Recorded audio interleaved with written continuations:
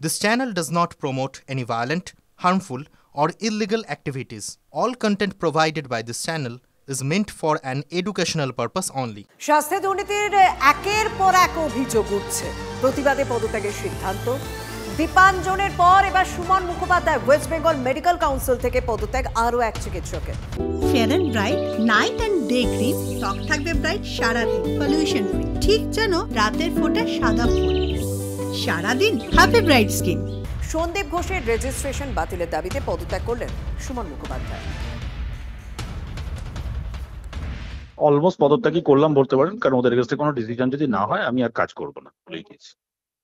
কোন জায়গা থেকে এই সিদ্ধান্ত? নিজের দিক থেকেই সিদ্ধান্ত।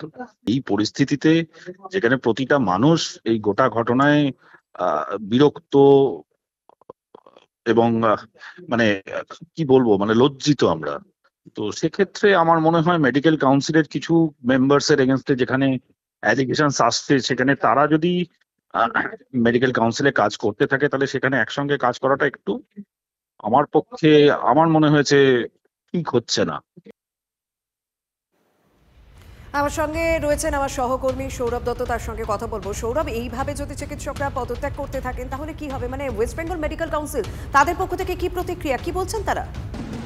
শর্মিষ্ঠা, ওয়েস্ট বেঙ্গল মেডিকেল কাউন্সিল থেকে 2 সদস্যের পদত্যাগের ইচ্ছা প্রকাশ আরো একটা দিক থেকে তাৎপর্যপূর্ণ, কারণ ওয়েস্ট বেঙ্গল মেডিকেল কাউন্সিলের যদি তুমি স্ট্রাকচারটা দেখো যে কারা ওয়েস্ট বেঙ্গল মেডিকেল কাউন্সিল পরিচালনা করেন। সভাপতিকে সুদীপ্ত রায়, সহসভাপতিকে সুশান্ত রায়, কোর কমিটি যারা মেম্বার রয়েছেন তার মধ্যে কার কার নাম রয়েছে? ডক্টর অভিক দে, ডক্টর বিরূপাক্ষ বিশ্বাস, ডক্টর সৌরভ পাল। এই গোটা আরজিকর কাণ্ডে যাদের উপস্থিতি নিয়ে, যাদের কার্যকলাপ নিয়ে বারবার প্রশ্ন উঠেছে, ফলে এবার কিন্তু কাউন্সিলের অভ্যন্তর থেকে একটা যে বেসুরো মনোভাব উঠে আসছে, এতে কিন্তু উত্তরবঙ্গ লবি তথা ওয়েস্ট বেঙ্গল মেডিকেল কাউন্সিল একটা চাপে পড়লো। ধন্যবাদ। এদিকে চিঠি দিয়ে ওয়েস্ট বেঙ্গল মেডিকেল কাউন্সিল থেকে আগেই পদত্যাগ করেছেন চিকিৎসক দীপাঞ্জন বন্দ্যোপাধ্যায়। আরজিকর কাণ্ডের প্রতিবাদে ওয়েস্ট বেঙ্গল মেডিকেল কাউন্সিল থেকে তিনি পদত্যাগ করায় এবং দুর্নীতিতে নাম জড়িয়েছে সুশান্ত রায়, অভিক দে, বিরূপাক্ষ, যেমন আমার সহকর্মী সৌরভ জানালেন। প্রতিবাদেই তারা পদত্যাগ করছেন। আপনার কোন ভাবনা থেকে এই পদত্যাগ? এক লাইনের বক্তব্য ছিল, প্রেসিডেন্ট স্যারকে জানিয়েছি রেজিগনেশন, এটা এখনো রেজিগনেশন বলা উচিত নয়, স্যারের কাছে একটা দাবি বলে পেশ করেছি, সেটা স্যার নিশ্চয়ই দেখবেন। এটাকে রেজিগনেশন এক্ষুনি বলা কি ঠিক হবে?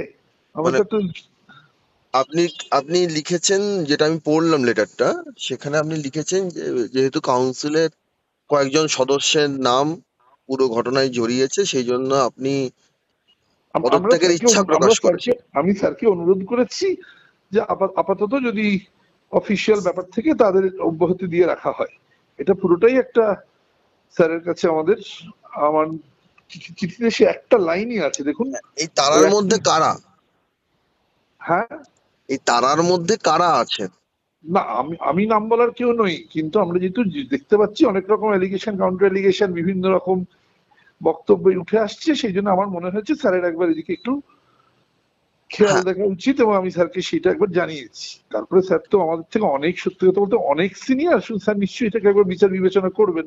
স্বাধীনতা দিবসের আগের রাতে অভিনব আন্দোলন দেখেছিল গোটা রাজ্য।